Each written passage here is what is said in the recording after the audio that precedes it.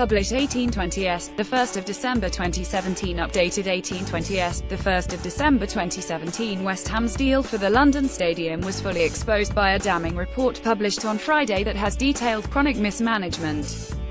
Forensic accountant Moore Stevens listed a catalogue of errors that had led to an annual bungled £20 million plus loss, nearly 10 times the £2.5 million a year West Ham are paying in peppercorn rent. The fallout from the fiasco will see London Mayor Sadiq Khan take over control of the stadium and Newham Council withdraw from the E20 partnership with the London Legacy Development Company LLDC and City Hall at a loss of £40 million. West Ham are paying just £2.5 million rent a year for the London Stadium following their move. Khan commissioned the review, which name-checked former London Mayor Boris Johnson for not responding to interview requests in London. 2012 Chairman Lord Coe for declining to help when the cost of transforming the athletics venue to a football ground rose from an unrealistic £190 million to £323 million. The installation of retractable seating had been costed at £50,000, yet the price was £10 million. Khan said what has been presented is simply staggering. It reveals a bungled decision-making process that has the previous mayor's fingerprints all over it.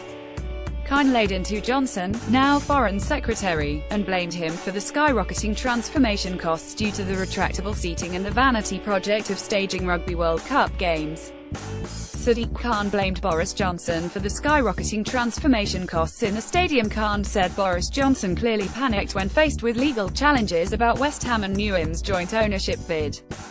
He decided to rerun the bid process with the taxpayer footing almost the entire bill. The fact he also failed to properly examine the transformation costs of the entirely inadequate estimates for moving the retractable seats leaves us squarely in the dire financial situation we are in. It beggars belief that West Ham have got the deal of the century. They probably can't believe the luck. Who can blame them for biting the hand off Boris when he offered them this deal? But why should the London taxpayer be subsidising a Premier League club? The LLDC, backed by the mayor, have been funding the stadium's losses since July 2017, enabling the Athletics World Championships to take place last summer and West Ham to begin their Premier League season. Without this funding, the E20 partnership between LLDC and Newham would have entered administration. Yet the stadium is still forecast to lose another £24 million in 201718. Johnson was named in the report as having failed to respond to repeated interview requests. Khan will be exploring all avenues around the deals with West Ham and UK Athletics, but is aware that little can be done legally. A West Ham spokesman said, as the report confirms, the concession agreement is a watertight, legally binding contract signed in 2013 in good faith by West Ham United, who remain committed to its terms for the entire 99-year duration. It will not help the stadium's financial crisis that West Ham's annual rent will fall to £1.25 million per annum should they be relegated.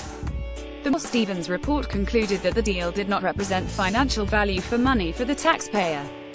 It said the decision to transform the stadium into contract with West Ham was made on incorrect financial estimates and an insufficient appreciation of the critical commercial and financial risks.